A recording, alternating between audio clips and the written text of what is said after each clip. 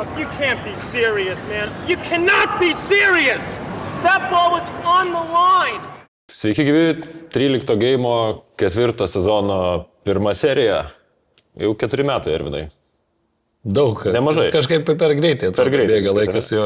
Gerai, aš esu Tomas Ganusauskas, kairėje, nuo manęs kairėje ringo pusėje Arvinas Kvitkauskas ir šiandien labai smagu turėti Vadimai, senai tavęs čia nematėm, šitoj kėdėjai, Vadimas Pimko. Malonu, ačiū, kad pakvietėt. Lietuvos rinktinės vienas iš trenerių, Vilniaus teniso akademijos treneris ir Richardo Berankio komandos narys. Irgi jau ne pirmą, ne antrą ir gal net ir ne trečią kartą kelintą, neatsimeni pas. Man atrodo, gal trečią. Trečias. Vieną Akropolį, vieną Sportlandė, kai aš ateinu, lokacijos keičiasi. Mes Keičiam lokaciją, nauja aplinka, sakom Sebarenai, ačiū už meilę ir šilumą. Ir ką, pirma serija, šiek tiek vėluojam su Australija, sakyčiau. Turėjom Deiviso taurę Liuksemburgė, žodžiu, temų turbūt, kad netruks. Nemažai. Tai trumpas intro Vadimai, Tenerife Challengeris, Vilius Gaubas 0-5 ir mažiau trečiame sete. Tokie kambekai būna kartą per gyvenimą? Būna, bet ne tokiais momentais, kada labai reikia turbūt sportininkui. Aišku, bet kokį momentą galim pasakyti, kad to reikia, bet tikriausiai taip kaip metai Viliui prasidėjo su nesėkme Australijoje, galima pasakyti. Deiviso savaitę netokia, kokia Vilius norėjo ir nuvažiavęs į Tenerife vėlgi ir nesužaidė, kas irgi nebūdinga turbūt turui neturėti pirmo mačo, negauti lucky loserio netgi.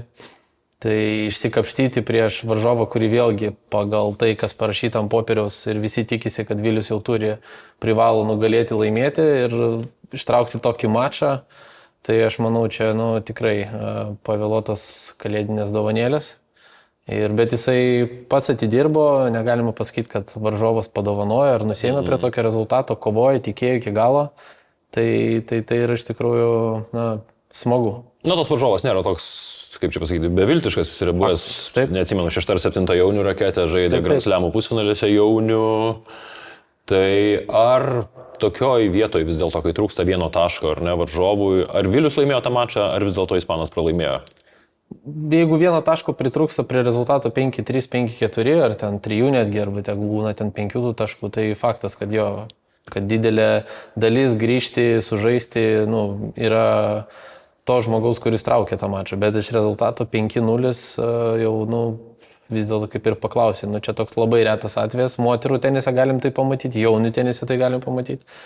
Bet pamatyti tai to labiau antram Ispano mače, tai aš manau, kad, turėjo sprogdinti Tenerife, naktinį klubą jisai, kad atsigauti, kad pamiršti, bet mums nelabai tai rūpi, mes džiaugiamės, kad Viliui pavyko išsikapštyti iš tos dobelės tokios ir puikus mačas paskui, kuris vėlgi visiškai kitoks negu Australija, negu Deivisas, negu tas išsikapštimas iš 5-0. Tai Sutikiai, kad buvo prieš Kareno Bustą solidžiausias Viliaus mačas turbūt, sakykime, šiais metais, ar ne? Tai ir šiais metais, ir tikriausiai po US Openo, po Deiviso prieš Kroatiją, paskui buvo tam tikra atkarpa, kai mes vėlgi tikėjomės, kad Vilius eis ant tos bangos ir labai daug turnyrų gal vėl pasims į metų pabaigą, bet geri žaidėjai labai dažnai pasako, kad sėkmės tenise reikia. Tai tos sėkmės Vilius praeitą savaitę turėjo ir džiugu, smagu. Žiūrim, kaip pasinaudos antrą savaitę būdamas ten pat ir kaip toli galės praeiti. Aš tai galvoju, kad svarbiausia, kad pergalių tai tokių, kad dar būtų pralaimėjimų. Kai tokį pralaimė, tai turbūt norėtum, kad būtų vienas ir paskutinis. Taip. Ir mes turbūt irgi mėgėjose, kai žaidžiam, kartais irgi būna tokių, bet pas mus turbūt tas lygis, toks, kai visko yra. Aš šiaip su Vilium, tai šiaip aš irgi tą mačą su Busta, kai žiūrėjau, tai atrodė tikrai labai, labai solidus ir ypač tu dar vis tiek įvertinė, ten dabar reitingas Ispano nėra toks geras, bet dar visai neseniai ir nėra, kad jisai ten būtų kažkoks, ten po kažkokių labai labai jau ten sunkių traumų ar dar kažko, vis tiek žaidėjas, kur, man atrodo, tikrai atsigaus ir grįš, gal ten nebūtinai į tokias pozicijas, bet kad žaidėjas rimtas, tai tikrai smagu matyti ir vėl čia parodo, žinai, Viliaus tą tokį sugebėjimą sugrįžti. Mes žinom, kad jisai yra vis tiek charakterius stiprus, nors kartais atrodo, kad irgi tos banguoja tas jo žaidimas, bet matom tikrai, kad charakteris tai yra neįlynis ir aš manau, kad dar poros metų eigoje turbūt tas charakteris dar tvirties, nes dabar ta patirtis ateina su metais, nori, tai labai smagu tą matyti. Vadimai, Liuksemburgė buvai su komanda, iš tikrųjų Vilius turėjo, sakykim, 2 prastus mačus, neslėpkim, 2 kol kas palikim ramybėje, praėjo 3 dienos,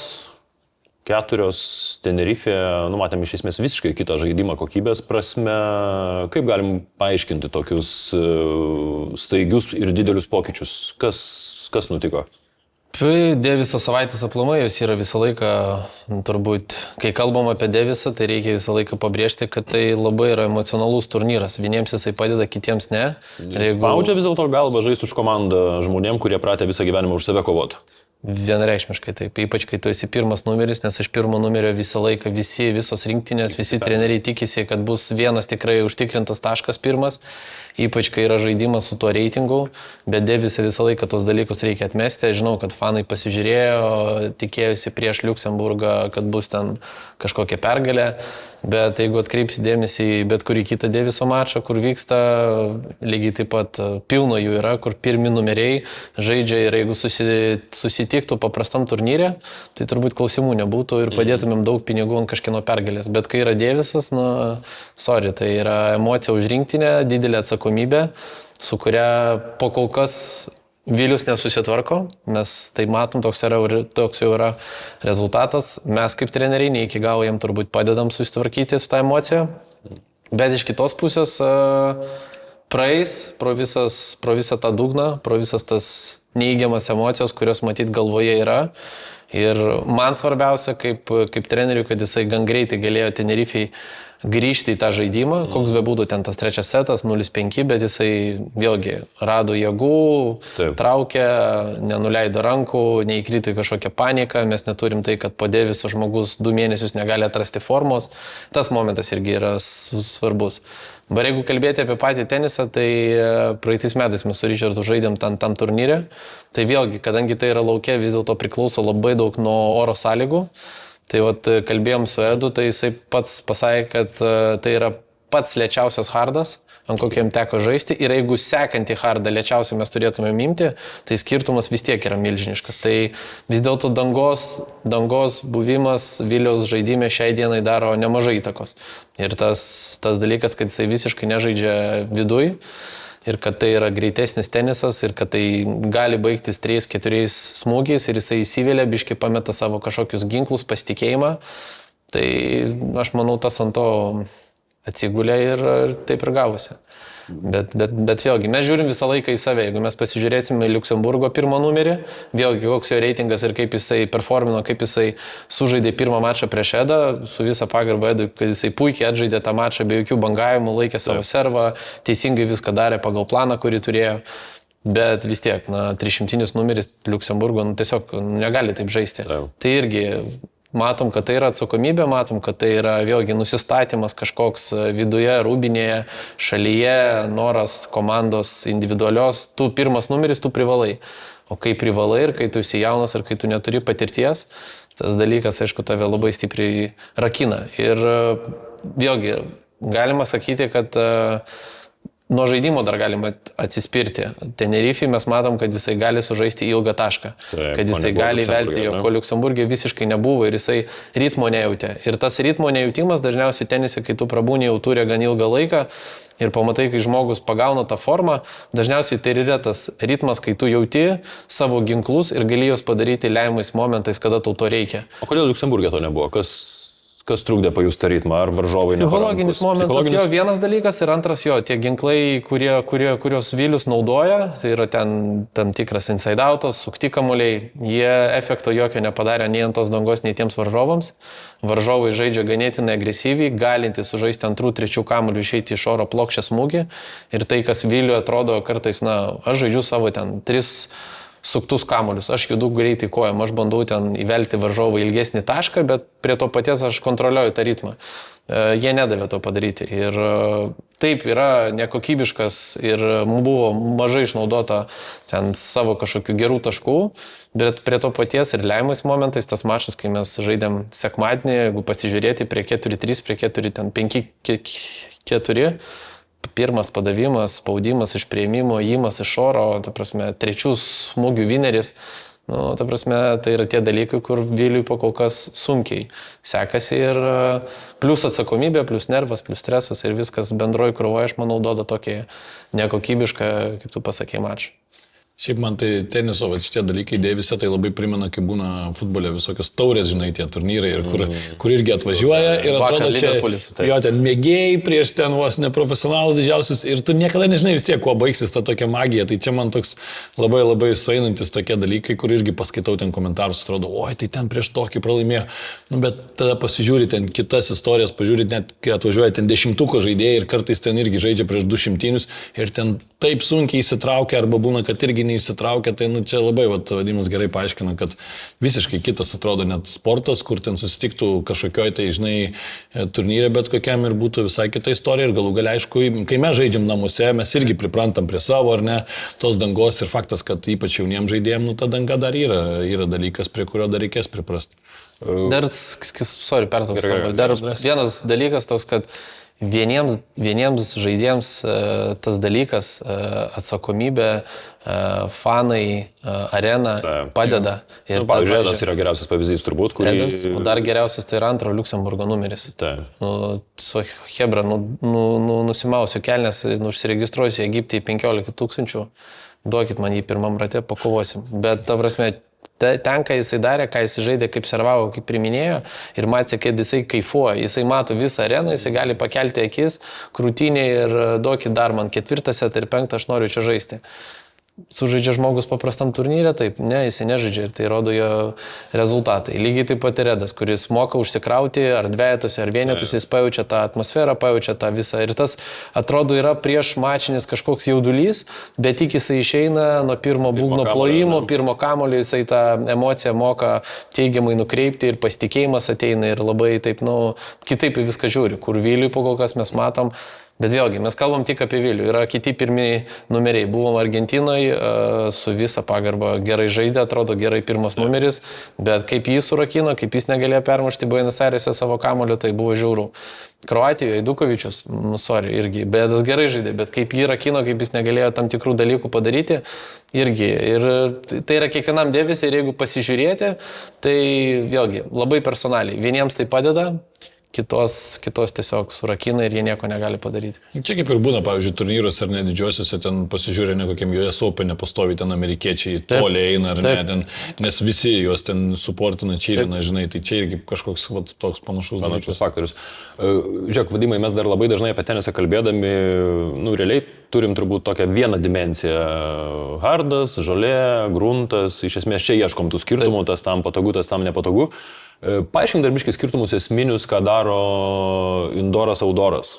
Ta prasme, nes Vilius visą laiką deklaruoja, kad jis mėgsta žaisti lauke, jam ten, nežinau, saulė, vėjas, visi tie faktoriai padeda. Turim, pavyzdžiui, Richardą, ar ne, kuris šiaip, nu, labai aišku, hardas indoras, kur ramu, nešviečia, viskas aišku, viskas kontroliuojama. Kokie yra esminiai skirtumai tarp, ta prasme, sakykime, dangos tos pačios, ar ne, hardas, bet laukas, stogas. Dažniausiai nuo oro sąlygų ten, kur žaidžia Vilius, jeigu mes įmam vasarą pavasarį, tai ten yra karšta, tai ten kamuoliai šoka labai aukštai. Tai yra labai arti grunto, atšokimas yra aukštas, tu gali atsitraukti, žaisti tam vadinamai 4-5 zonoj, vėlgi žaisti kamuolį ir neleisti savo varžovų iš 3-4 kamuolių tave atakuoti. Kas pavyzdžiui, Richardo, jeigu mes paimsim, jeigu neklystu, Posoblanko buvo turnyras, kuris ten pralaimėjo Verdasko ir ten pat neblogai visai sužaidė Edas. Tai, tiesiog, kokius kamuolius tu be paimsi, bet koks priėmimas pas Ryčką gaunasi virš galvos. Kur Edui, su jo ūgiu, su jo padavimu, su išėjimu iš oro, su smūgio taško viršui, tai yra super labai patogu. Vilių perkelkim tenais, vėlgi, atsitraukti, pažaisti savo heavy topspin per kairę, pakankinti varžovą irgi yra labai patogu. Tai jeigu mes dabar eisim į Indursus ir paimsim paskutinius 2 mūsų susitikimus, Kroatijai kamuolys visiškai nešoko, jis tiesiog buvo kelio aukštė, kur tu negalėjai nei iškelti, nei išsukti, sukimas neturi jokios prasmės, jokios reikšmės. Tik plokščiais galėjo, ne? Tik plokščiais jo, ir kur Edui labai tinka, jo kairinis, kaip mes visą laiką dabar pradėjome juokauti, Kukuškinas ten, kur kamuolys pusiau pjautas, pusiau plokščias pasieina ir jisai jį pajutė iš esmės, kur mes, man atrodo, prieš Pakistaną, prieš Egiptą, kai žaisdavom ir mes sakėm, Edas turi čia skylė, nejaučia tos kairės, daugiau sukimas, bet jisai pajutė tą kairę per savo pajutimą, ne, tu esi pusiau plokščias, gali pervesti liniją, tas kamuolys praslysta. Tai jam tas atšokimas žemos prie kelio yra labai patogus. Vėlgi, jis mėgsta patrumpinti, mėgsta įvelti į lėtesnį žaidimą, nukilinti tą greitį, papjauti. Vėlgi yra patogu. Richardą paimkim dėl jo ūgio, dėl jo smūgio taško, irgi viskas vyksta klubo aukštėje, kas yra panašaus pagal ūgį Edo tarp kelių ir klubų. Ir jiems patogu žaisti tą tiesų kamuolį, trajektoriją, kuri eina virš tinklo nelabai aukštai. Ir čia yra esminis skirtumas, kad tu pripranti prie to atšokimo ir tu tiesiog gaudamas bet kurį kamuolį, ar tai būtų slaisas, ar tai būtų plokščias krosas, nepatogus į kūną, tu žinai, kaip jį apdirbti, kaip jį atžaisti. Ir žaisdamas, tarkim, dabar paskutinį Liuksemburgė, tas kamuolys šoka ne taip, kaip Viliui įprasta, taip, kaip jam patinka. Jisai netgi negali atrasti distancijos, kur kortys turėtų atsistoti. Tu atrodo atsitrauki tam, kad įsivelti nuo 5 smūgio į tą tašką, bet kamuolys tiesiog nedaskrenda iki tavęs. Bandai atsistoti, atrodo arti priimti, padavimas, kadangi Indursai vis tiek turi savo greitį, savo pagreitį. Jeigu dar naujas kamuolys išvis nespėjai, gaunasi, kad tu mėtaisi, kur man stovėti, arčiau, trumpiau, tai čia irgi įpročio reikalas, o tie įpročiai ateina stresiniais momentais, kad, taip, dėja, esam tokie po kol kas, turim tam tikrus ginklus, žaisdami ant grunto nėra galbūt paranku Richardui, bet yra gerai Viliui.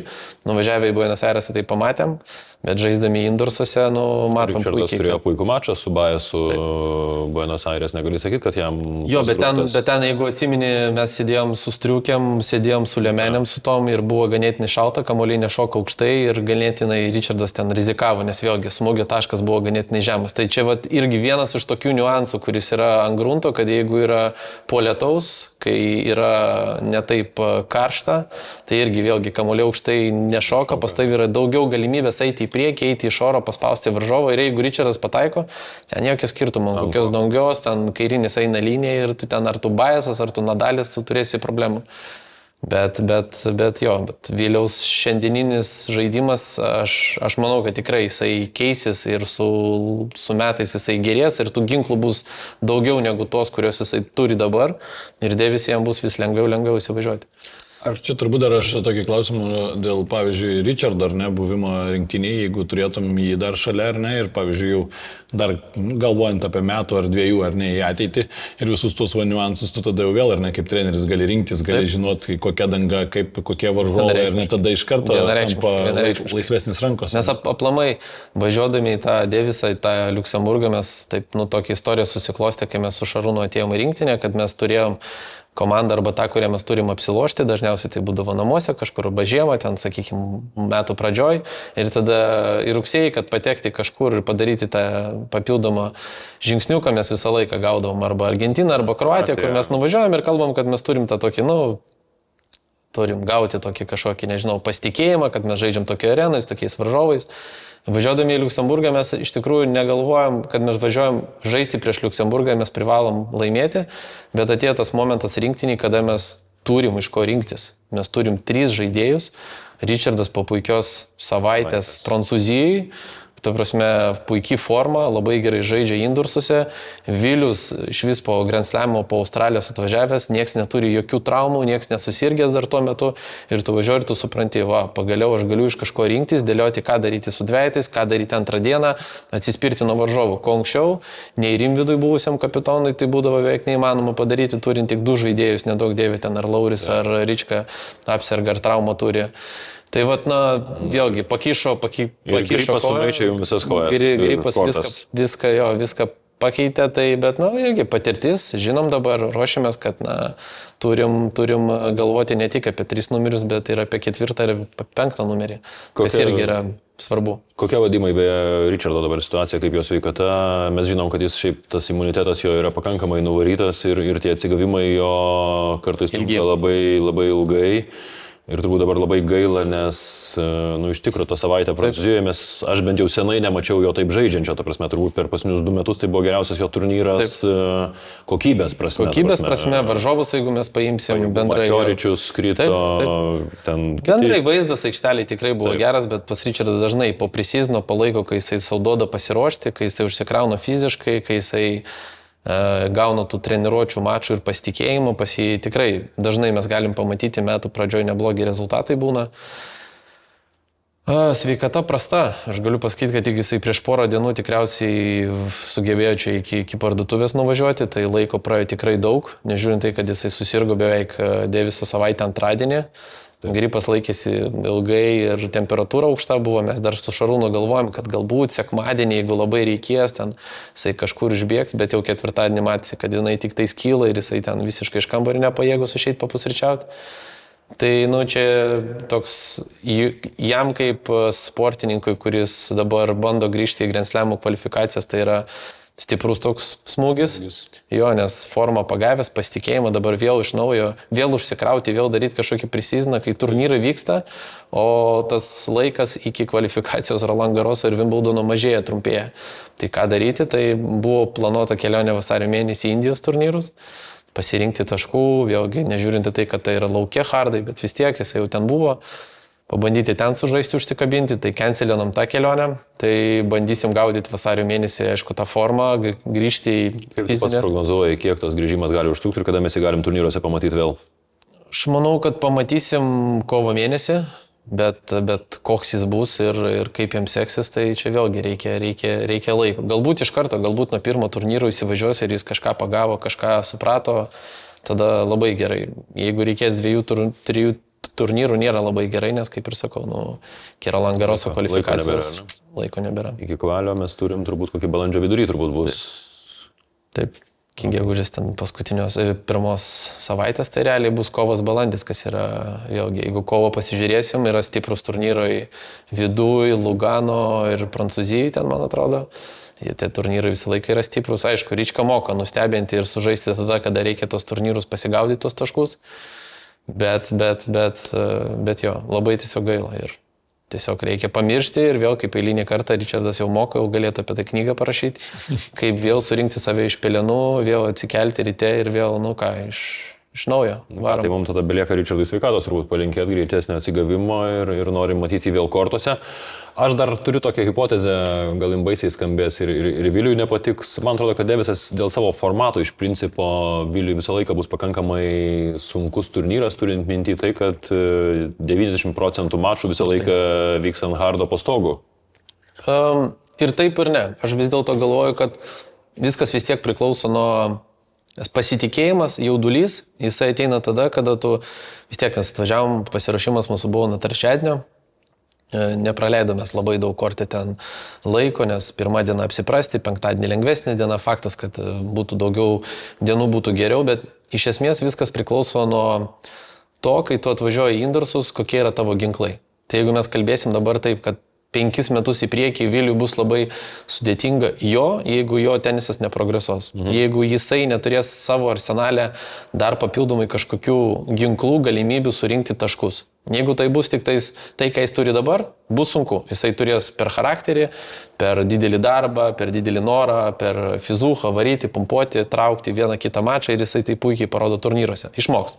Taip. Bet aš vis dėlto tikiu, kad dirbdamas tokioje komandai, taip kaip jis progresuoja, taip kaip jisai nori progresuoti ir kaip jisai aplamai myli tą sportą, jisai, aš manau, tikrai pas jį atsiras jo arsenale labai daug žaidimo tokių epizodų, iš kur jisai galės ir ant hardo jų pritaikyti. Ir kairinys pagerės, ir servas pagerės, ir priėmimas galės ir lipti, ir atsitraukti. Tai šitie dalykai, jie duoda labai daug pasitikėjimo. Ir šitie dalykai paskui automatiškai tu atvažiuoji po 2-3 metų. Mes buvo Futuresas, buvo tas pats čia Challengeris, žiūrėdavom į Redą ir sakydavom, ten blemba, koks minkštas, negali sužaisti, negali, ten neturi dešininio, gali tik papjauti, išeiti iš oro, patrumpinti. Dabar mes metam kitokie. Dabar ateina Edas, sužaidžia prieš savo lygio varžovą, 3-1, paspaudžiama ranką, ačiū, viso gero. Ką galėjai daryti, ką nori. Noriu pirmų, galiu pirmų, noriu antrų, galiu antrų, galiu paįvairinti. Kur prieš 2 metus prieš Egiptą mes taip, negalėjom pasakyti apie Edą. Tai aš sakyčiau, kad, norisi kuo greičiau, tikimės iš Viliaus ir norisi tų rezultatų, bet step by step aš manau, kad 2 metų bėgiai jisai tikrai savo arsenalę turės tokius ginklus, kad ir ant hardo viduje mes galėsim ramiai atsisėsti, sukęsti ten su Šarūnu ir tik tais, kaip sakoma, Kaip gera būtų nuramintų. Tu taip tokių negatyvių minčių neskiepik, nes paskui negalėsi Vilnius prisikviesti laidą. Aš dar norėjau paklausti, gal žiūrovams, ypač teniso bendruomeniai, turbūt įdomu, kas yra tas rinktinės naujokas, kas toks apskritai yra Dovas Deršonas ir iš kur jisai, ar ne, kad plačiau kažkiek. Dovas iš Kauno, jisai treniravosi pas Gracijų Remeikį vaikystį ilgą laiką. Negaliu pasakyti, kad jisai demonstravo kažkokius ten kosminius rezultatus vaikų tenise. Buvo ta karta, kurisai turbūt gal buvo, mes ir kalbėjom su Dovu, 3, 4 netgi Lietuvoje. Visą laiką buvo kažkokie vaikinai prieš jį. Bet jisai yra darbštus, labai drausmingas, labai kultūringas vaikinas.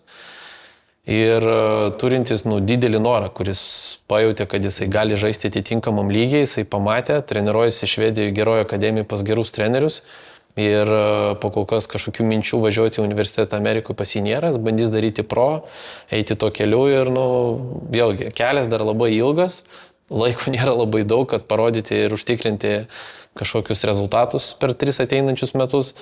Bet treniruočių procese pamatėm, kad jeigu pradžioj galvojom, kad kažkur netems, kažkur turėsim jį pastatyti kartu ten su Pijum, puikiai pamatėm, kad ketvirtadienį, jeigu neklystu, žaidė dvejetus su Pijum prieš Edą Vilių. Ačiū, viso gero, atskaitė vyrams iš 3 setų ir, prasme, puikiai atlaiko greitį, puikiai integravosi į komandą ir, Ir pasakė puikią naujoką kalbą. Pasakė, ta prasme, netgi nėra komentarų. Labai kultūringas vaikas, ačiū tėvams už tokį vaikiną. Šiais laikais tikrai drausmingas, kultūringas, norintis, mylintis tenisą, tai kuo daugiau tokių vaikų, kad būtų Lietuvoje, tai tikrai bus ir 6, ir 7 tada rinktiniai, kurie ateis ir spaus Edą su Vilium ateinančių 10 metų. Super, smagu girdėti. Ką, gal tiek apie Devisą turbūt, ar ne? Ir praleidom prabėgo pirmasis sezono Grand Slamas, Happy Slamas. Ar buvo jisai šiemet happy? Man asmeniškai tai tikėjausi biški daugiau. Kai aš sakau tikėjausi daugiau, tai yra Ko tikėjausi? Kokie buvo tavo lūkesčiai? Kelias nugalėtų iki finalo. Man Grand Slam'ai visą laiką 2 savaitės, tai yra toks, kaipgi komanda nueis iki, kaip visa komanda išbus iki finalo, kokie bus vis dėlto iššūkiai. Vakar dar kartą primečiau, tikrai pasižiūrėjau su visą pagarbą visiems žaidėjams, visi aukšto lygio ir žaidžia ir stengiasi, bet anksčiau būdavo man toks jausmas šiek tiek kitaip. Sinerio kelias, Zverevo kelias. Tu prasme, negaliu pasakyti, kad lengvas, bet nebuvo taip, kad dabar... Nebuvo tokių mačų, kad išsižiotum ir... Nebuvo dėja. Ir tai man visą laiką patinka žiūrėti tenisą, kai žaidžia, taip sakykime, ten koks nors 80 numeris prieš 1-2 raketę, ką jų komanda pamatė, kokią skylę, per kur galima sužaisti taktiškai, koks žaidimo planas buvo ir kai įsivėlė į 5 setus ir tu pamatai, tai būdavo tokių mačų, kur po šiai dienai Sangrinas prieš Fetką, kai tu atsimeni, kaip žmogus žaidžia, tai tokių mačų trūksta. Taip. O kas jau vyksta pusfinalį, finalė, tu jau plius minus supranti, suvoki, žaidimo lygį tu visai neseniai pamatei per top 8. Ir man Australijai visą laiką buvo asociacija, kad jau ten 2-3 ratą čempionai kažką gaus tokio. Taip, dabar. Tai pralaimėjo favoritai, vieni iškrito ir Rūnas, ir Medvedevas, bet jie jau pagal šiuolaikinį tenisą, aš sakyčiau, nėra ir favoritai. Ir tai bendram tenise, kuris taip stipriai keičiasi, į ką jisai aplamai eina paskutinius porą metų, tai jie turės labai stipriai kažką keisti savo tenise. Sutinki, kad, pavyzdžiui, Australija lyg tai ir parodė, mes čia kalbėjom, ta prasme, kad dabar čia epocha bus Sineris prieš Alcarazą, dar kažkas, tai bet šiaip iš esmės tai buvo visiškai toks one-way trafikas. Ar tu matai dabar ką nors, kas gali Janiką, sakykime, neturinti labai blogos dienos, laukia ant hardo pamokyti? Dopingo kontrolė, gal? Nu tai arbitražo teismas. Arbitražą arba dar kažkas turi kažką užvartoti. Alcarazas, aš manau, kad gali. Gali. Gali? Jis gali, jis Gali, rodė, kad procentaliai gali. mes sakykim 7-3, bet po kol kas tai, ką jisai demonstruoja, tai yra tokia, paturbinta versija Džoko, kur yra tiesiog iš visur labai gerai. Paaštrintas Džokas. Dar paaštrintas Džokas ir tiek jo visas mentalas, tiek jo judėjimas korte, tiek jo žaidimas nuo galo, servas, servas +1, tai viską, ką jisai daro, tai jo, aš matau tokį Džoką, bet šiuolaikiniam tenise atitinkantį pagal visą greitį ir jėgą, ką reikalauja šiandieninis tenisas. Tai ant hardo sunku. Neįsivaizduoju, statyčiau tik ant Alcarazo. Galbūt kažkokiam turnyrė, nežinau, ten 1000-iniam galėtų... Kalbėkime apie Grand Slamus. Grand Slamus, jeigu mes kalbam apie sekantį ten jau Bet Openą. įdomu bus, kaip pasitė, nėra tiek daug mačų, ten tų ilgesnių tokių 4-5 setų, ar ne, ir matom, kad jau kartais būdavo tokių mačiukų, kur kūnas taip duoda ten savo tos krempus, tos ženklus, tai man tas labiausiai atrodo neramina, nes tu žiūri, anksčiau ten tokiam amžiui, ten prisimink kokį Džoko, tai jis ten galėdavo turbūt 7 žaisti setus ir jiems din ten būdavo, jokių ten nebūdavo tokių dalykų, žinai, dabar jau aišku supranti, kad Džoko jau kokiam amžiui. Tai tas man toksai atrodo vienas iš faktorių, kur dar irgi gali ateityje save parodyti, nes pavyzdžiui, tas pats Šeltonas, ar ne, jeigu ten būtų nusitempęs į pirmą realiai turėjo pasiimti, būtų pasiėmęs, jeigu būtų žaidę 4, mes matėm jau 3 ten jau buvo šiek tiek tokių problemų, tai klausimas dar irgi kaip būtų, tai tas momentas man atrodo svarbus. Yra tas momentas, bet sakau, kadangi tenisas labai stipriai keičiasi, žiūrėti ir lyginti, kaip buvo Rafos kūnas reaguodavo ir Džoko į 5 setų mačą, yra labai sudėtinga ir neteisinga, nes dabar yra antiek stiprus ir antiek jėgos tenisas pasidaro, kad tai, ką Sinneris padaro ir išnaudoja savo jėgą kūno per pirmą ten setą, kuris baigėsi po 10 geimų, tai, turbūt aš nemanau, kad Džokas per 5 tiek įdėdavo pastangų įmušti tą kamuolį. Plius kamuoliai keičiasi, plius ten yra oro sąlygos, Australijoje visą laiką ten karščiai būdavo dabar. Tai yra tam tikrų niuansų ten tų pakeitimų, nors kaip nekeista, komandai pas Sinnerį dirba žmonės iš Džoko komandos, visi ir kinezai, ir fizrukai. Tai jo. Tai tas toks dalykas, man tik labai gaila, kad nei Zverevas, nei Cicipas, turėjo savo momentumą, kada jie galėjo vis dėlto paimti vieną kitą Grand Slamą. Manai, kad nebepaims? Manau, kad Zverevas, ypač Zverevas, ne? Manau, kad ne. Jo žaidimas pagerėjo, mentalas jo visiškai pagerėjo, jis visiškai yra kitoks. Ir, kaip galima sakyti, išaugo, jis jau pats žiūri turbūt daugumą dalykų per savo prizmę, ne per tėvų, ne per tėvą. Bet antiek šita karta atėjo, kad tiesiog skirtumas. Visos vietos, sakai, užimtos jau, ar ne? Visos vietos užimtos ir plus dar iš apačios ateina, beldžiasi dar hebrytė. Ko Alcarazui pritrūko, sakykime, nes mes iš tikrųjų jau senai kalbėjom, kad Sinneris ir Alcarazas yra 2 pagrindiniai turbūt, ar ne? Čarlis vis dėlto dabar toks vaizdas, kad biški ar koncentracijos, ar susikaupimo. Jis toksai atrodo, kad parodomosius mačus žaidžia nuolatos, labai to džiaugiasi, yra ten kosminių highlightų, visko, bet... Highlightų gerų, tikrai. Jo, bet... Jisai yra vis dėlto toks, žaidėjas, kuris per tokią pozityvą, per atmosferą, per tą emociją, kai mes kalbam Devisą įmam, jisai mėgsta paimti ir užsikurti ir užsivesti. Daugeliu galit paklausti arenui, kai Džoko buvo skandalas su žurnalistais Australijai prieš mačą, iškart pasakiau, laisvas. Prasme, žmogus antiek moka visą neapykantą, negatyvą. Aš manau, kad čia buvo padaryta specialiai. Ypač, kai žurnalistas pasako, kad jie buvo susiskambinę su komanda. Komanda tą pačią vakarą pasakė, kad viskas yra gerai, viskas yra tvarkoje, jokių problemų mes čia neturim, bet Džoko dabar netrukdykit. Ir paskui vis tiek tą dalyką visą eskaloja, išeina iš aikštės, nekalba ir taip toliau. Tai aš manau, kad įlindo į galvą ir Džokas tą moka puikiai daryti ir šitoj visoje miešmaliai, jisai suvalgė Alcarazą. Ir mačo metu irgi, kai jie pradeda ten daryti tam tikrus triukus, Džokas parodė, kad, va šitoj dalyje su Ferreru padirbkit, nes jo, jeigu Sinneris tai atėjo ir atidirbo, paspaudė ranką ir nieko nepasakė, tai Džokas čia kaip mūsų mėgėjai įmuša, pakomentuoja dar, pažiūri į akis ir tas dalykas jautėsi pas Alcarazą ir mačo metu, tas visas mentalas jam ir kažkiek buvo įlindęs į galvą ir tai matėsi iš esmės. Man atrodo, dar nuo olimpinių laikosi pas Alcarazą tie dalykai, nes ten irgi toks buvo, atsimenu, pamenam, irgi pusiau ten su trauma, ką tik sugrįžęs ir taip toliau. Ir tokios situacijos, jos taip lengvai neįsitrina ir vis tiek, aišku, žinau, kad ten dar turės tų galimybių, bet, žinai, jaunam tu pasakyk, jaunas visko nori čia ir dabar. Bet šiaip, man atrodo, kad gal net vis tiek, mano nuomonė, tai toks geriausias mačas buvo, įdomiausias žiūrėti.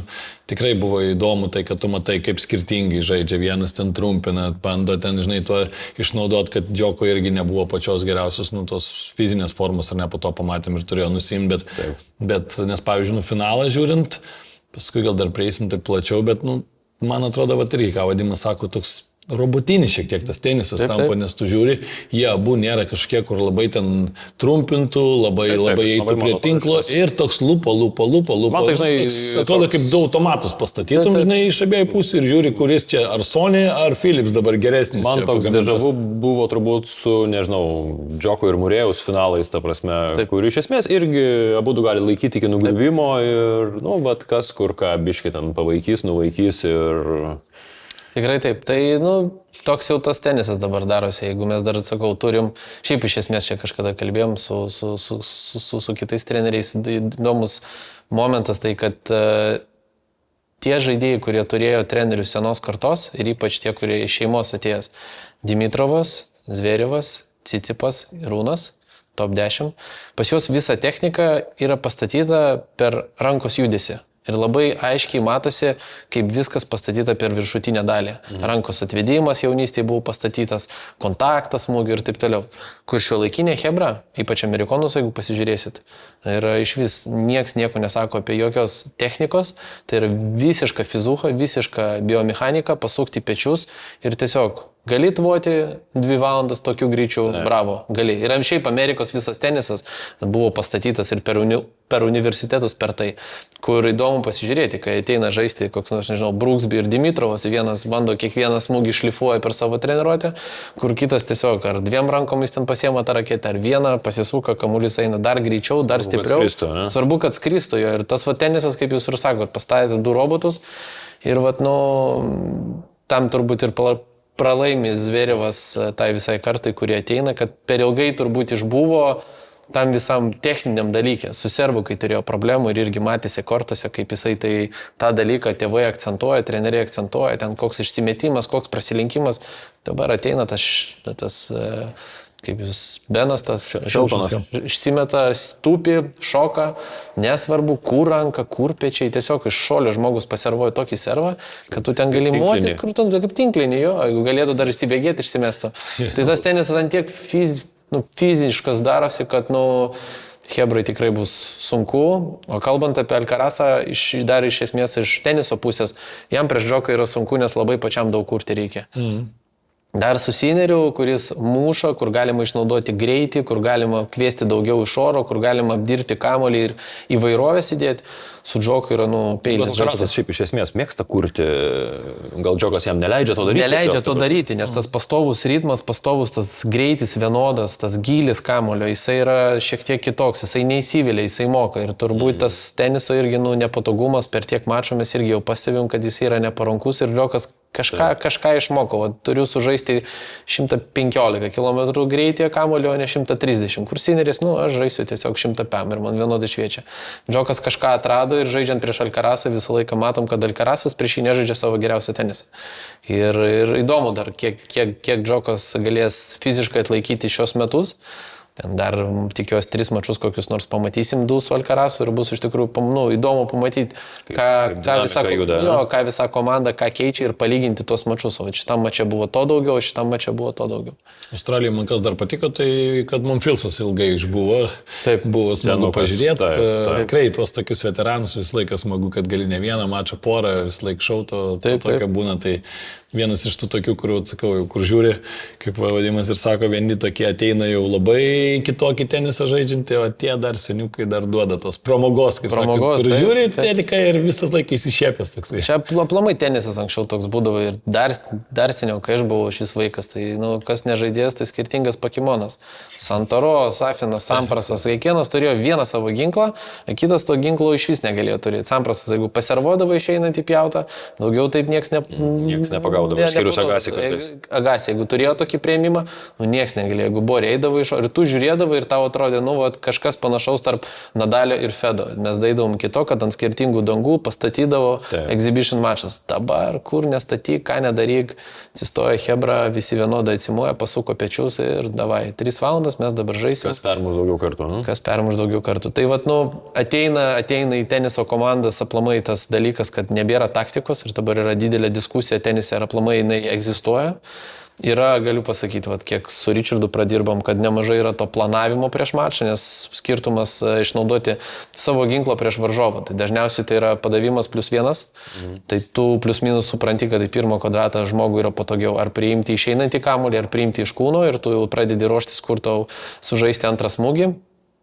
O tokios taktikos, kuri būdavo anksčiau, arba kuri naudodavo ten Murėjus, ten Ferreras, išeidamas prieš kokį Iznerį, to iš vis dabar nėra. Tu tiesiog pabandyk spėti dabar, kuo greičiau sureaguoti, kai tave ateina kamuolys ir paskui pasižiūri į kitą pusę, Brazilas 18-metis muša tą kamuolį. Tai čia Fedas, man atrodo, netaip senai kažkas sakė pabaigoje savo karjeros, kad tenisas tapo visiškas instinktų ir reakcijos dalykas. Ta prasme, tu nebeturi laiko, nebeturi laiko, tiesiog turi sureaguoti. Man 2 dalykai turbūt čia Australija šiek tiek gelbėjo jaunimas. Taip, šiaip buvo tikrai įspūdingų jaunų ir man turbūt mačas šitos Australijos turbūt buvo Tienas prieš Medvedevą. Visom prasmėm, ir tokia moralinė. Taip, bet ir teniso prasme, kad 19-kinis vaikas atėjo ir Medvedevą užbadė jo paties iš esmės ginklais turbūt 5 sete, ar ne, taip reikia. Nu, bet vienu metu aš jau galvojau, kad viskas jau, kai paleido, kai 2 pasidarė, galvojau, jau pasaka baigėsi. Jis įsivėlė. Jokingiausias, aš turbūt nesu dar matęs, kad žmogus į antrą kvadratą, amerikonas tas Tienas, atsistotų naglai 3 metrus į vidurį ir priminėtų tiesiog padavimą tenais. Nu, ta prasme, vaikų lygį dar gali ten nemokys servuoti, aš va čia atsistoju ir bet kad, taip pabūdų susitarę, aš tau servuoju iš 10-11 kartų va ten ir kitas nueina iš ten jau priminėja. Tai tas dalykas, jisai buvo įdomus, nes Medvedevas tai žaidžia tik taktiškai, jis kažkokių ginklų neturi, jis turi ieškoti tos galimybės. Bet jeigu varžovai gerai pasiruošia, turi gerą planą ir gali panaudoti dar tai paskui taktiškai mačo, jeigu priversti. Praeitą savaitę prieš Belučį vėlgi, kai yra rankis, tą patį pamatėm, kad jeigu tu sužaidai jam ten gilų kamuolį, jeigu tu pasiservai išvedė iš aikštės, kai jisai atsitraukė 15 metrų, tai jisai turi problemų. Tai ką jisai darys sezono eigoje po tokių rezultatų, įdomiau žiūrėti ir įdomiau bus stebėti, negu tie, kurie kaip Sinneris, kurie žinai, kad ateis ir jis atidirbęs yra ir bus 6-3, 6-2. Bet tu stingi, kad Tienas tą mačą atžaidė, kaip čia pasakyti dabar, ne pagal amžių brandžiai. Taip. Visiškai, ta prasme, jis buvo žiauriai įvairus. Po Medvedevo jisai vėl sužaidė mačą ir vėl dažniausiai būna po tokių mačų, tu negyvas, tu uždedi savo didelį pliusą, ateini pas visus žurnalistus, pasakai, aš maladėts, pasikeiti maikę, pabūni kortę 1,5 valandos ir skrendi namo, jau padarė savo darbą. Čia žmogus atėjo, labą dieną, prancūzų, kairiarankiui, prasme, vėl 5 setai, jeigu neklystu, ar 4, vėl ilgas mačas, ta prasme, čia yra... Man atrodo, po to buvo mutė 3-0, jeigu neklystu, ir po to gavo nuo šito italo 3-1 jau buvo. 3-1, tai jo. Bet irgi pats mačas, kur tu žiūri, ta prasme, Sonego. Tai, prasme, nustebino tikrai. Tai, ta prasme, uždėti tam pačiam mutetu, užtikrinti ir sužaisti taip su Sonego, tai bravo. Kažkas dar iš jaunimo... Fonseca turbūt. Fonseca įspūdį. Ir Čekas. Milžinišką, kažkokį paliko kosminį įspūdį. Jeigu Sinneris muša tą kamuolį, tai tas jo nemuša, jisai sprogdina kamuolį. Kad, tiesiog Rubliovas tau muša maksimaliai greitai krosų ir tu gali dar tą kamuolį užžeiti ir dar pagreitinti. Tai, tu netgi per teliką žiūri, tai, turbūt... Į ką norėčiau gyvai nuvažiuoti pamatyti, netgi per treniruočių kortą, tai turbūt į jį. Kaip ten sprogsta kamuolys, ką jisai tokio daro biomechaniškai iš savo kūno, iš kur jisai išgauna tą greitį, kad, wow, įdomu, ant kiek ilgai galės toks tenisas dar stipresnis, dar jėgos, dar dominuojantis būti.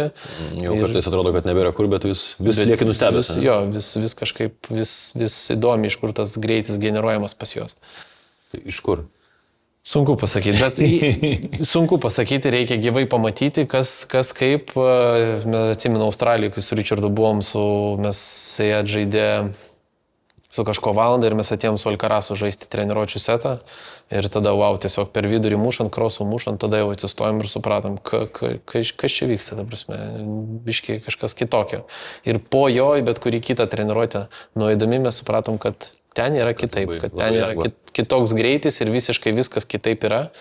Tai, sunku pasakyti, aš manau, kad čia nuo prigimties jie turi tą talentą tam smūgiui, neturi jokios baimės, turi dar kažkokį, kaip mes sakom, pojūtį, jeigu Medvedevas turi pojūtį minkštam smūgiui ir trajektorijai, šitie dar turi kažkokį vidinį pojūtį jėgai ir plus teisingai sustatytas fizinis, kurį vėlgi dabar jau toks Fonseca 18 metų, aš manau, jie bendro fizinio niekados nedarė, jeigu mes paimsim dar tokį Richardą, mano laikų, mes turbūt dar iki kokių 16-17 darydavom bendrą fizinį, tu atvažiuoji bet kurią ispanišką akademiją, stovi Andujaras, stovi Ferreras, stovi tu, jūs visi daro tą patį. 8 km bėgimas, pritupimai, atsispaudimai. Ir taip labai daug. Dabargi jau, tu baigtų, tu ten dubens raktikaulį gali prasukti tiek kartų, kiek tau reikia ir tokie Fonseca lesimai, aš manau, kad jie nuo jaunystės jau labai taikliai ir labai kryptingai daro tą fizinę ir labai atsispiria nuo savo ginklų, kuriuos jie bando daryti aikšteliai. Jeigu jam reikia inside-auto, jisai dirba ant to inside-auto ir dirba salė ant to inside-auto ir bando generuoti ten ir sukimą, ir greitį, ir šuolį. Ir tas tenisas jo darosi toks labai atletiškas. Ir sakyčiau, moterų finalas labai netikėtas. Aš tiesą sakys tikėjausi lengvo 2 setų.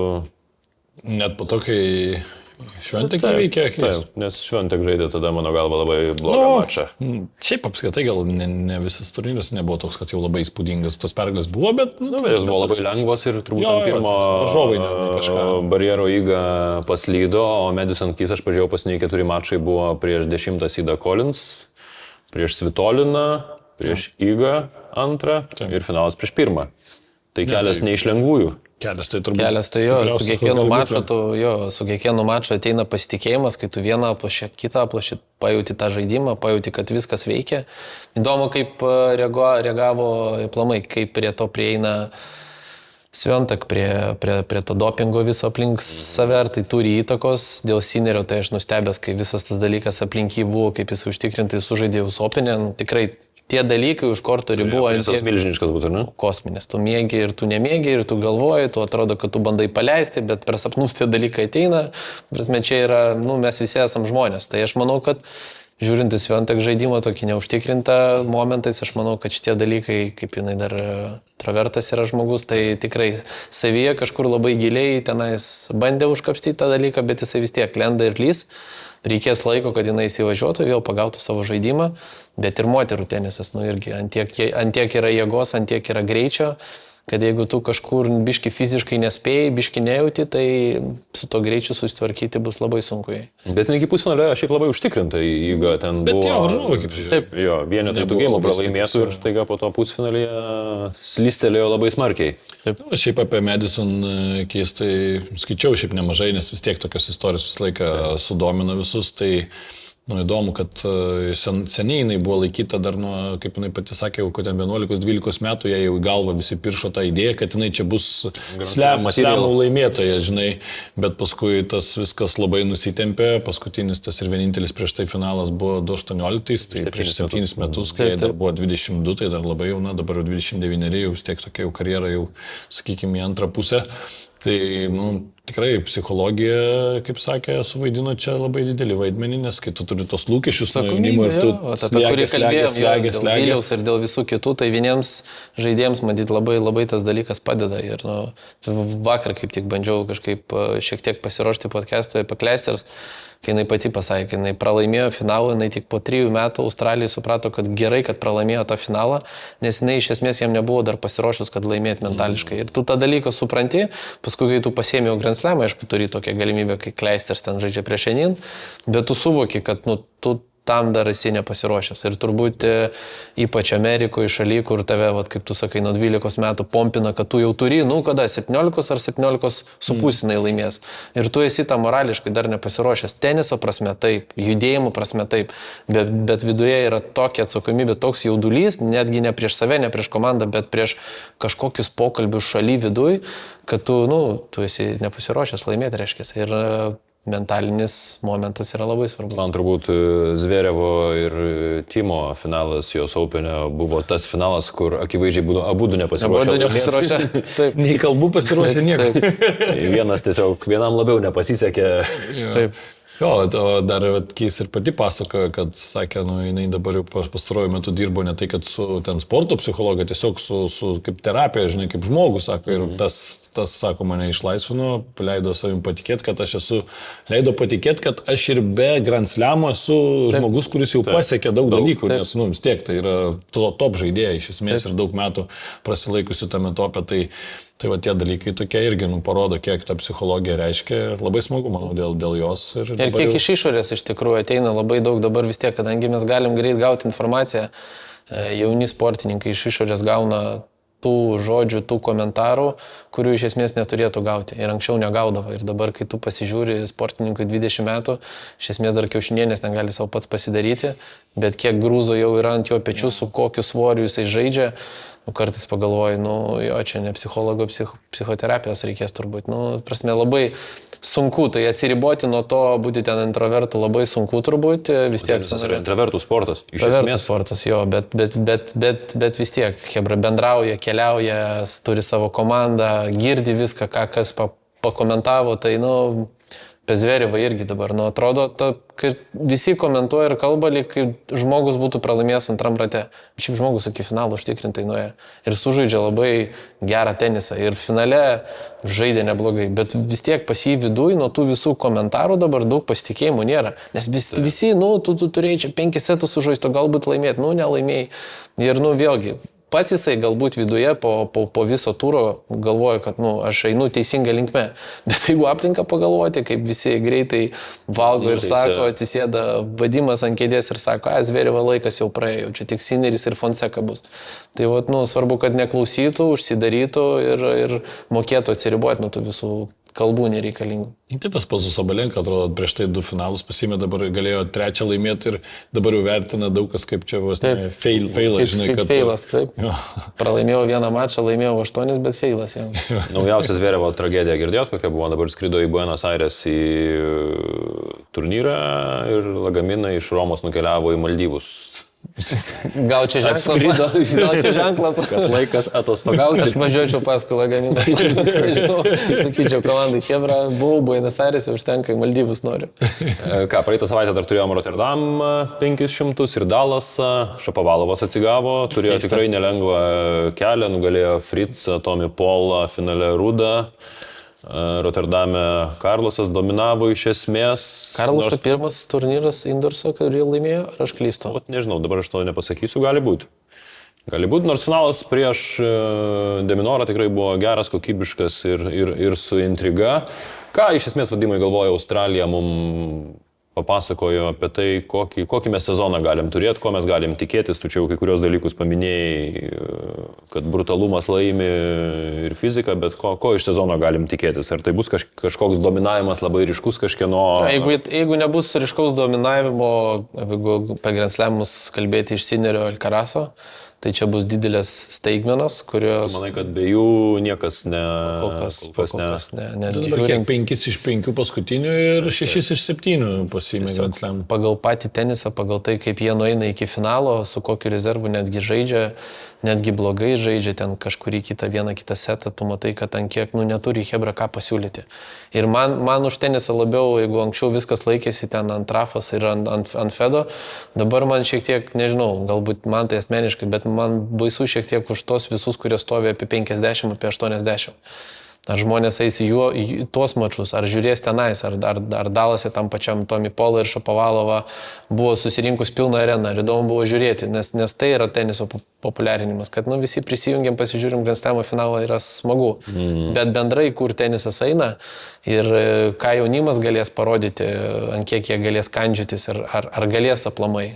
Tai daugiau klaustukų negu atsakymų. Po kol kas dominavimas iš 2 numerių. Ir aš sakyčiau, norisi dar, kad Džokas staigmenėlę kokią nors įkeltų. Kaip dar įmanoma? Aš manau, kad dar jisai turi visokių paslėptų. Kiek Murėjus jo komandoje gali jam padėti tą... Daug, ar ne? Aš suprantu, kad tai yra... Bet 2 gyvatės komandai tokios valdo. 3 kokią ryžą paimtų ir iš vis būtų... Tai iš tos pusės, aš manau, kad jie ten gali... Privirs dar reikalų, bet čia turbūt sveikatos klausimas. Ypač Grand Slamuose. Ypač Grand Slamuose 2 savaitės karščiai, Roland Garroso daug aš nedėčiau jo, tai vėlgi viskas taip. Sezonas, ant kiek atlaikys kūnas, ant kiek galės būti, aš manau, daug skipins, kaip ir Rafa paskutiniais metais, ruošės tik ten. Taip, Australijos dabar jau buvo, žinai, išėjus, kad ten gali būti arba tiesiai Roland Garrosą, arba Max 1 turnyras prieš. O tai reiškia, kad reitinguose, žinai, irgi nebūsi aukštai ir tau reiškia, kad... Quartersai gali sustikti, gali trečiam ratui. Nuiminėti realiai jau gerus dažniausiai, gali pasisekti, kad, žinai, kažkur ten ketvirtfinalį nebūtinai jau kažką labai stipraus gausi, bet vis tiek, ir jeigu tie mačai 5 setų panašiai ilgai, tai sudėtinga. Bet šiaip, aš manau, kad dar parodė mums vis tiek, Džioko, kad šitam turnyram, jeigu nebūtų tos sveikatos problemos, aš manau, kad dar ir tas pats finalė, tu ten neaišku, ką būtum gavęs. Tikrai manau, kad daugiau būtų buvę intrigos tarp Džioko ir Sinerio, negu tarp Sinerio ir Zverio. Bet tavo saugi prognozė būtų Wimbledonas ir Roland Garrosas. Sineris, Roland Garrosas, Alcarazas. Alcarazas. Wimbledonas, Sineris. Sineris, manai? Sineris. Manau, kad jie pasiruoš, kad jie komandai turint Keichilą, kuris tikrai moka ruošti tam tikram turnyrui savo žaidėjus, tai aš manau, kad Wimbledoną aš statau ant Sinerių. O jau Sopinė norėčiau gero finalo, 5 setų, 6 valandas tenisą, popkornos. Gryno tenisą su dropshotais. Tai šiaip Alcarazo žaidimas praeitą savaitę, tai įdomu žiūrėti. Yra iš ko nukirpti highlightsus. Jeigu Sinerį paimsim, ten ar antras taškas, ar viskas tas pats, tiesiog žmogus kosmiškai, kokybiškai, greitai tiesiog viską daro. Gyvai matyti, tai yra wow, aš manau, tą garsą, tą kontaktą, pasiten viskas, kitam lygiai dabar yra, kas liečia žaidimą nuo galo. Tai kaip tu ir pats paklausai, Wimbledone reikės tų lengvų taškų iš servo. Jisai vienas geriausių, turbūt, jeigu neklystu, pagal statistiką yra 1 plus padavimas plus 1, kaip jisai atidaro kortą, kaip jisai viską tai daro. Wimbledone reikia daugiau tų eisų, reikia daugiau to įimų iš oro, bet aš manau, kad jie jam pasiruoš. Aš manau, kad bus didelė įtaka daroma, kad būtent Wimbledone, ar ne? Didelis akcentas. Taip. Ką mes dar turim...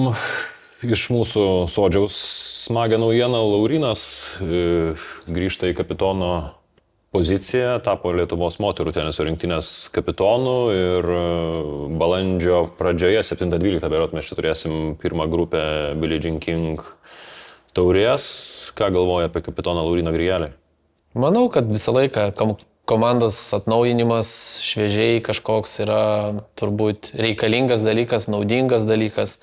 Bet norisi paminėti vis tiek, kokį titaninį darbą darė buvusi mūsų kapitonė Edita, išvedė merginas į pirmą grupę ir tiek ilgai buvo ir vis tiek, tas lygis ir buvimas, Laurinui reikės jam atitikti, kas nėra lengva. Lygiai taip pat, kaip mes su Šarūnu atėjom ir Rimvydas buvo padaręs, tikrai gerą darbą komandoje, viduje, tą atmosferą visą, tu ateini, tu vis tiek, tu turi atitikti, tu turi išlaikyti tą lygį ir kai tave turbūt pastato į tą kapitono kėdę, tu turi dar kažką duoti ekstra papildomai, tu negali tiesiog ateiti ant senų laurų ir pasidėti tiesiog. Tai Laurinas tikrai turi tą patirtį kaip žaidėjas, fantastinis buvo rinktiniai, kas liečia Devisą ir visą komandinį žaidimą už rinktinę. Tai aš manau, kad pakviesimės į ir vyrų komandą, kad pamokytų kai kurios, kaip reikia atsiduoti rinktiniai ir kaip ant kiek tai pas jį buvo natūraliai ir su meile. Tai aš manau, tą visą dalyką jisai tikrai galės merginom papasakoti, parodyti. Ir nors visi ir kalba, kad matom ženkliukus, paveiksliukus, kokios rinktinės čia atvažiuoja, aš kažkaip, nežinau, tikiu, kad namų sienos, turim šansų namų sienos. Pasiekti ketvirtuką, mums reikia. Labai priklauso, ką gali Prancūzijos atsivežti, ką gali kitos šalis atsivežti, ką iš tikrųjų paimsi tokį turnyrą, kai yra toks laikotarpis. Daug kas pereina ten ant grunto, pradeda žaisti grunto turnyrus, o čia vis tiek viduj bus. Gal labiau ne kokie nors olimpiniai metai, kai tau nebūtina užsidėti to pliuso, kad tu dalyvavai. Vat būtent. Tai sakau, aš kažkaip tikiu, kad tiek su Laurinu, tiek merginos neturi ką prarasti, susirinks pilną salę, taip kaip buvo per Devisą ir duosim palaikymą, o merginos mums duos kovos ir Jo labiau, kad rezultatų. ir Justino, sakyčiau, pradžia metų Taip, visiškai taip. įkvėpė laimėtas Užtikrintai, turnyras užtikrintai. Portugalijoje, dabar buvo dar didesniam turnyre ketvirtfinalis Lenkijoje. Labai kylam link Grand Slam kvalo. Aš manau, kad dabar jau turėtų važiuoti į Roland Garros ir Wimbledono kvalius. Aš tiesą sakant nežiūrėjau, kiek ten tų taškų dabar ginti reikės ar kiek nusibrauks, bet iš esmės dabar jau tose pozicijose artėja prie Linos Stančiūtės geriausio EVA reitingo, yra visiškai ant ribos 200. Tai puikiai proga mūsų visiems fanams, aš labai gerai atsimenu, kai Edo ir Viliaus rezultatai kilo ir kaip visi subėgo į areną pažiūrėti, kaip jie čia muša tą kamuolį. Vis tiek yra didelė proga, ypač mažiems vaikams, mergaitėms, aplamai visiems ir moterims labai daug jie žaidžia tą tenisą pas mus, ateiti pažiūrėti, kaip Justina irgi moka mušti tą kamuolį, kaip jisai skrenda, kaip jisai turi skristi ir kaip koks atsidavimas irgi yra kiekvienam mače, tai tikrai. Jo labiau, kad ir varžovės, ką tu pats sakei, bus tikrai turėsim tokias šalis, kaip dabar visų neišvardinsiu, bet Prancūzija, Serbija, Graikija, Latvija, Švedija, jei neklystu, ta prasme, tai tikrai turėsim labai rimtų kapelų. Jeigu susirinks, tai jo, top 100 turėtumėm pamatyti nemažai žaidėjų. Jo, ir kuo geresni varžovai, tuo įdomiau, žinai, jeigu ir nepavyks ten kažkokių tikslų įgyveninti, bet mūsų vis tiek dar žaidėjos, kai kurios labai jaunus ir kaupia patirtį, tai aš šiaip Lauriną tai labai smagu matyti, vis tiek man visą laiką kažkaip patinka, kai tos buvusios, sakykime, legendos įsitraukia paskui tą patį sportą, atiduoda tą savo duoklės, tavo patirtį ir, kaip sakė Vadimas, nu jau kam, bet Laurino apie visus tuos rinktinių kovas, tai išmano jisai puikiai, tikrai, tai fantastika, labai smagu bus matyti. Tai ką, Vadimai, turbūt ačiū tau labai. Ačiū Jums. Tu tikrai papasakai čia daug labai mums įdomių dalykų ir tikrai sakau, kad ne paskutinį kartą. Gerai. Labai lauksim tavęs čia dar ką ir ką, su visais tada atsisveikinam ir pasimatysim. Tiksliai dabar nežinau kada, bet artimiausių metų. Ačiū visiems, iki. Ačiū. Visą. You can't be serious, man. You cannot be serious! That ball was on the line!